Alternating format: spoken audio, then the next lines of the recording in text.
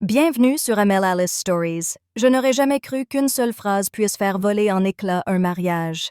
Pourtant, ce soir-là, j'ai compris que c'était possible. Je m'appelle Aaron, j'ai 37 ans. Pendant des années, j'ai cru que l'engagement signifiait tout endurer.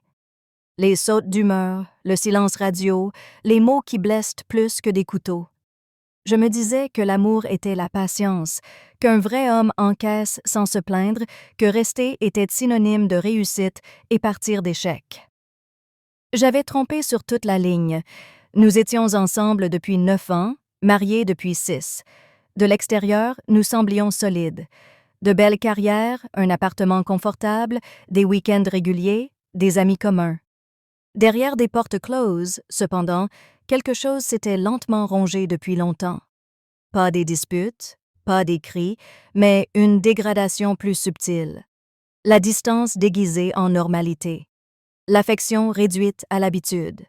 Les conversations s'achevaient avant même d'avoir commencé. Elle avait l'habitude d'effleurer ma main en passant. Elle avait l'habitude de se pencher vers moi sur le canapé. Peu à peu, ses gestes disparèrent. Je ne me posais pas de questions. Je me persuadais que la passion s'estompe. Le désir de proximité me rend dépendant. Alors je m'adaptais. Je pris du recul, je lui laissais de l'espace, j'essayais de comprendre. Cette soirée commença comme tant d'autres, tant d'autres. Le dîner se déroula dans un quasi-silence, chacun de nous absorbé par son téléphone. Elle rit doucement devant quelque chose sur son écran. Je ne demandais pas pourquoi. J'avais appris à ne plus le faire. Plus tard, en me préparant à aller au lit, je tendis la main vers elle. Sans forcer, sans insister, juste un petit silencieux rappel que nous existions ensemble. Elle repoussa ma main plus fort que je ne l'aurais cru. « Ne me fais pas ça ce soir. » Sa voix était sèche, agacée, comme si j'avais franchi une limite invisible. Je me suis figée. Ce n'était pas seulement ce qu'elle disait, c'était la façon dont elle le disait. Aucune hésitation, aucune explication, juste du mépris. Comme si ma présence était un fardeau. Pendant un bref instant, j'ai failli faire comme d'habitude. En rire, détourner le regard.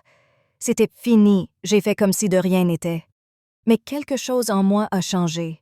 J'ai réalisé à quel point cela devait être banal pour elle. Avec quelle facilité elle avait appris à me repousser. J'ai demandé doucement « Ai-je fait quelque chose? » Elle a expiré d'une manière qui m'a vidée. « Tu ne peux pas arrêter d'en faire toute une histoire? » Je suis fatiguée. Pas de conversation, pas d'inquiétude, juste de l'irritation que j'ai osé la désirer. J'ai hoché la tête en silence. D'accord. Elle s'est détournée, lassée de l'instant. C'est alors que j'ai pris la parole. Alors ne le fais plus jamais, ai-je dit. Elle a marqué une pause d'une fraction de seconde. Quoi? Si tu ne me veux pas ce soir, ai-je poursuivi. Alors ne t'attends plus jamais à ce que je réessaie. Elle a ri d'un rire véritablement méprisant. Théâtral, a-t-elle dit, me congédiant d'un mot. Je n'ai pas discuté. Je n'ai pas élevé la voix. J'ai juste rassemblé mes affaires. Téléphone, portefeuille, clé. Où vas-tu? Demanda-t-elle enfin. Je pars, dis-je. Et tu ne reviens pas? Tu dis toujours des choses que tu ne penses pas, dit-elle en levant les yeux au ciel. Ça me blesse plus que tout. Je n'ai pas répondu. Je suis sortie dans le couloir, fermé la porte derrière moi et suis restée là plus longtemps que prévu. Mes mains tremblaient, non pas de colère, mais de lucidité.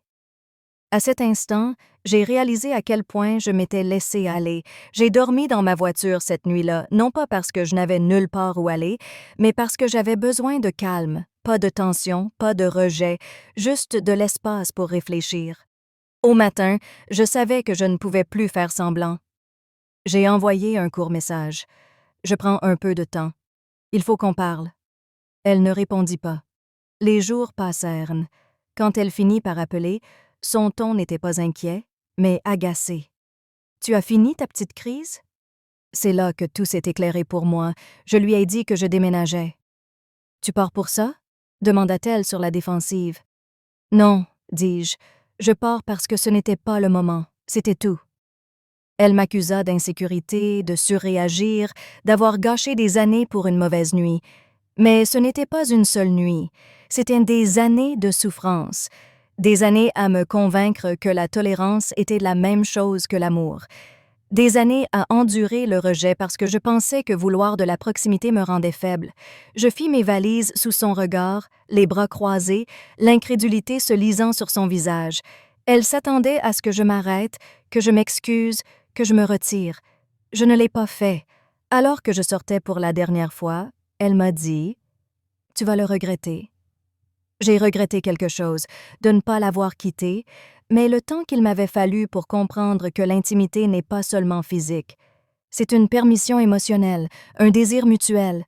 Quand quelqu'un vous repousse comme si vous étiez un fardeau, ce n'est pas de l'épuisement, c'est du mépris. Des semaines plus tard, elle m'a envoyé un texto. « Tu me manques ». J'ai fixé l'écran, puis j'ai supprimé le message. La nuit où elle m'a repoussé, la nuit où elle m'a dit de ne pas le faire, c'était la nuit où elle a fait son choix.